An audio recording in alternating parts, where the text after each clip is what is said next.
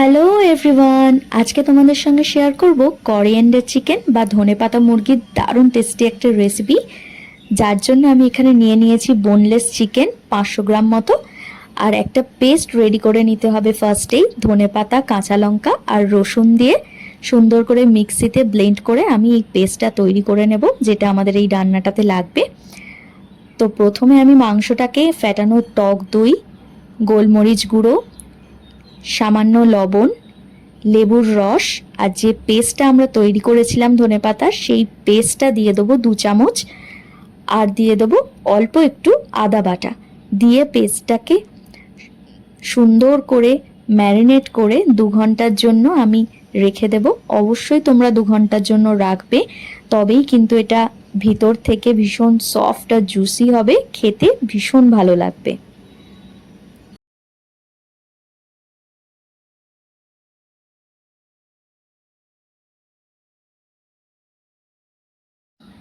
তারপরে কড়াই গরম করে পরিমাণ মতো সর্ষের তেল দিয়ে দেব। তেলটা গরম হয়ে গেলে আমি এখানে দিয়ে দিচ্ছি পেঁয়াজ বাটা। এখানে আমি 3টে মতন পেঁয়াজ ব্যবহার করেছি।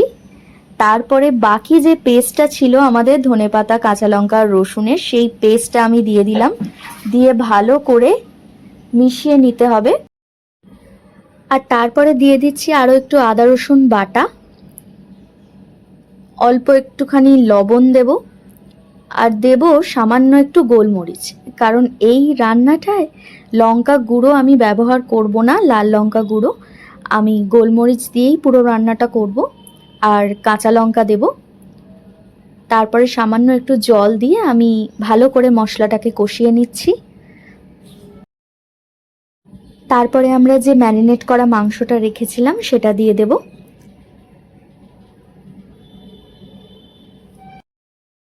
তারপরে ভালো করে একটু কষিয়ে নেব, যাতে মাংসটা মশলার সাথে ভালো করে লেগে যায়।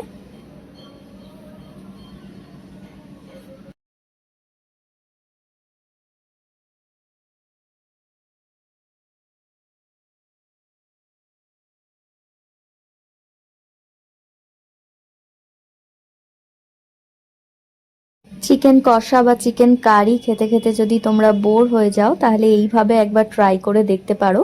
কোরিয়ান্ডার চিকেন বা ধনেপাতা মুরগি সত্যি খেতে কিন্তু দুর্দান্ত হয়। আর মাংসটা ভেতর থেকে ভীষণ সফট হয়, জুসি হয়। মাংসটা আমি খুব ভালো করে কষিয়ে নিয়েছি, দেখতেই পাচ্ছ কালারটা অনেকটা চেঞ্জ হয়ে গেছে। এরপরে দিয়ে দেবো সামান্য একটু চিনি আর কিছু চেরা কাঁচা লঙ্কা আমি দিয়ে দিচ্ছি। তারপরে আরেকটুখানি কষিয়ে নিয়ে আমি ঢাকা চাপা দিয়ে রেখে দেবো 15 মিনিটের জন্য। কারণ যেহেতু দই আছে, তো দই থেকে অনেকটা জল ছাড়বে আর চিকেন থেকেও জল বেরোবে অনেকটা, তো তাই জন্য সেই জলটায় অনেকটা সিদ্ধ হয়ে যাবে। তাই 15 মিনিটের জন্য আমি ঢাকা চাপা দিয়ে রেখে দিলাম। 15 মিনিট পর ঢাকা খুলে আমি একটু নাড়াচাড়া করে সামান্য একটু উষ্ণ গরম জল দিয়ে দেব। জলটা কিন্তু একদম সামান্য পরিমাণে দিতে হবে, কারণ অলরেডি মাংস থেকে আর দই থেকে জল ছেড়েছে, আর সেই জলেই মাংসটা অনেকটা সেদ্ধ হয়ে গেছে। আর সামান্য একটুখানি জল দিয়ে আমি আবার চাপা দিয়ে 15 মিনিটের জন্য রেখে দেব। এর মধ্যেই কিন্তু মাংসটা কমপ্লিটলি সেদ্ধ হয়ে যাবে। আর আমি রসুন খেতে পছন্দ করি বলে আমি এখানে কিছু গোটা রসুন দিয়ে দিচ্ছি। তোমরা যারা ভালোবাসো তোমরা দিতে পারো, আর যদি না পছন্দ করো তাহলে স্কিপ করতে পারো, কোনো অসুবিধা নেই। এর জন্য টেস্টের কোনো প্রবলেম হবে না। এবারে 15 মিনিটের জন্য মাংসটাকে সেদ্ধ হতে দিয়েছিলাম। তারপর 15 মিনিট পর দেখো কত সুন্দর মাংসটা সেদ্ধ হয়েছে আর কালারটা কত সুন্দর চেঞ্জ হয়ে গেছে।